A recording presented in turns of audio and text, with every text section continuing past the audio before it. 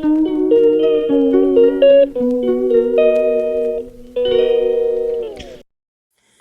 everybody, it's Marsha from Kansas Misfit, and today I want to show you a book I got from a friend, and I want to tell you about it and how you can get it and help you with your garden next year.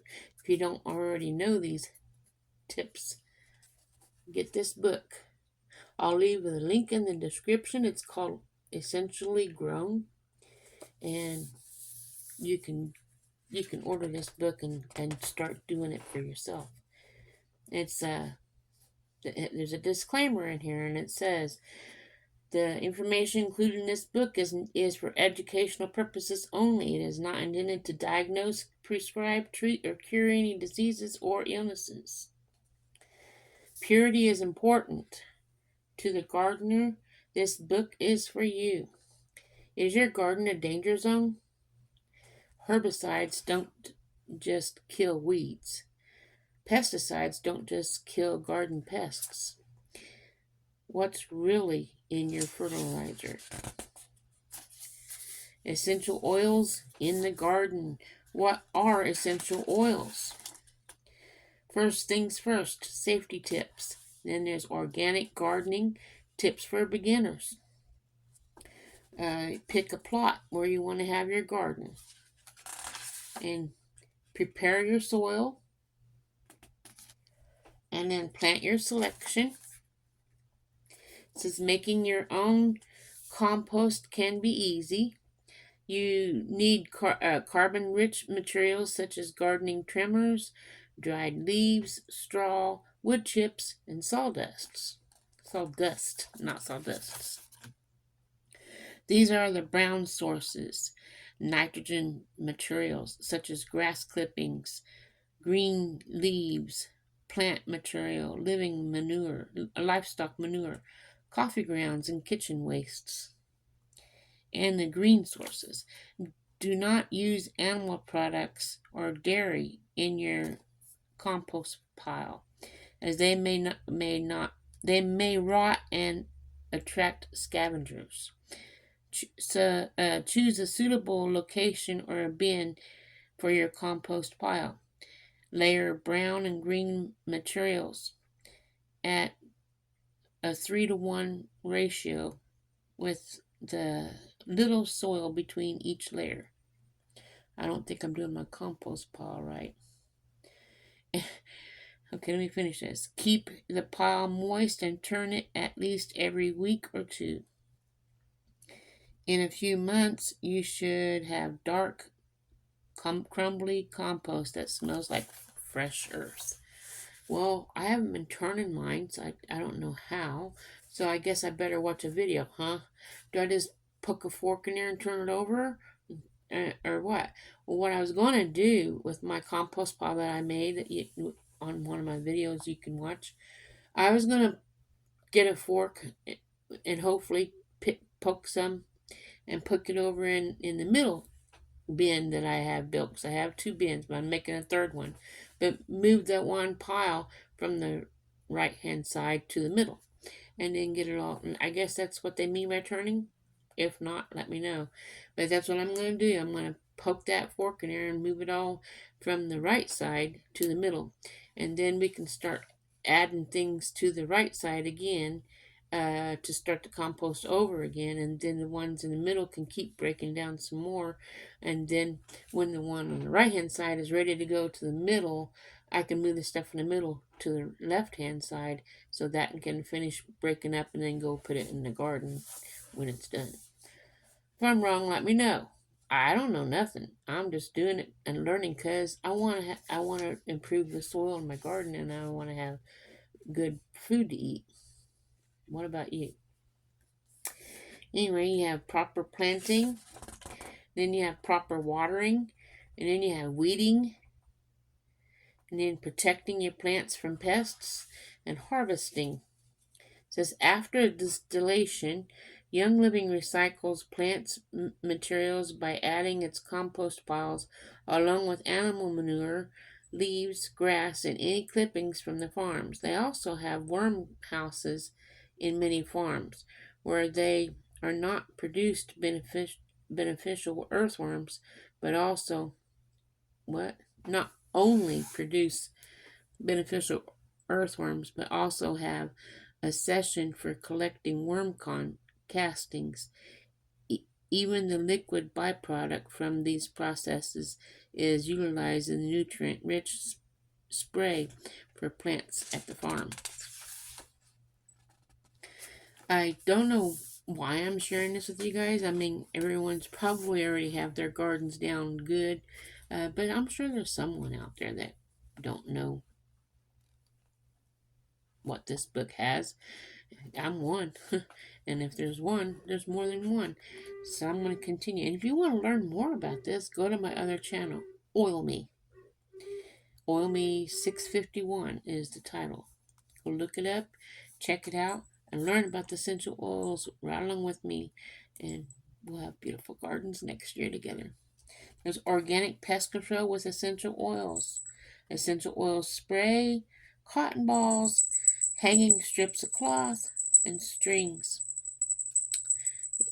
Common garden pests is ants, aphids, beetles, cabbage loopers, caterpillars, and they have oils for them to help get rid of them out of your garden.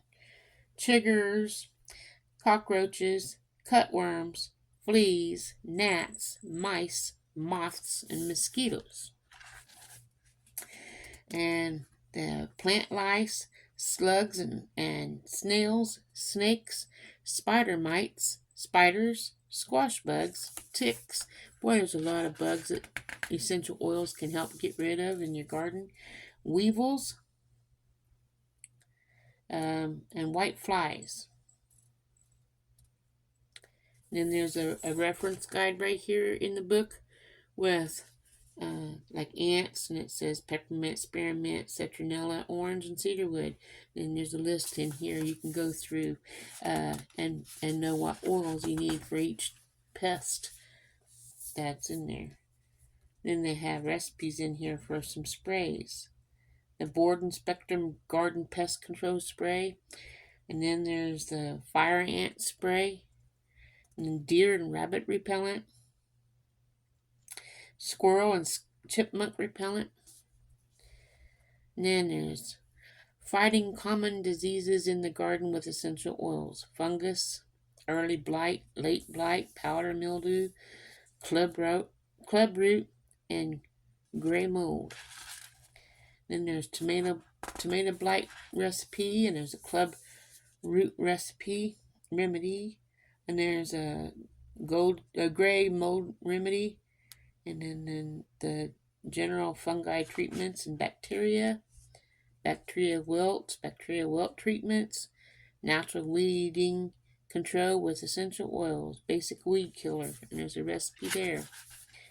And if you're interested in any of these things, comment in that comment section. That's what it's for. Ask questions about what I put in my channel so I know what else you need to know. I don't know. I can't read your mind. In fact, I can't see your face. So you can't read my mind either. So ask questions. That's what the comment section's for. It says companion gardening with essential oils. Essential oils as companions, the soil enhancer, basic companion solutions, and then there's a whole list here of different oils for different problems, or fruits and vegetables, the different things you can use to help your plants get better benefits. There's attracting natural pollinators with essential oils, bees, butterflies, other beneficial insects, ladybugs, and things like that. And then there's recipes for those. And then essential oils for the gardener. And there's gardening as therapy. I already knew that. That's why I love gardening. Also brings me closer to God. Preventing gardening mishaps. Did you know essential oils, and then there's different products, different things it's talking about on that, and how to use essential oils topically, aromically, and internally. And you can learn more about that by following my Oil Me 651 channel. Go check it out.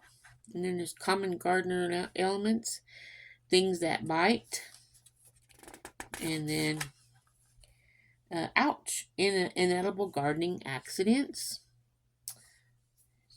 you can get from gardening. And then there's the poison ivy relief recipe. I need that quite often. And it goes with the territory. And then I'm probably make some of these recipes on my other channel. And when I make them, I'll make a video of them. And if someone wants to make these uh, healing body butter, and things like that, I'll have the recipe as I'm doing it, and you can make it for yourselves as well. Muscle soreness, and there's other recipes in here as well. And so I hope this book comes in handy for somebody besides me. There's a bunch of references, 2 pages of references, 2.5 pages.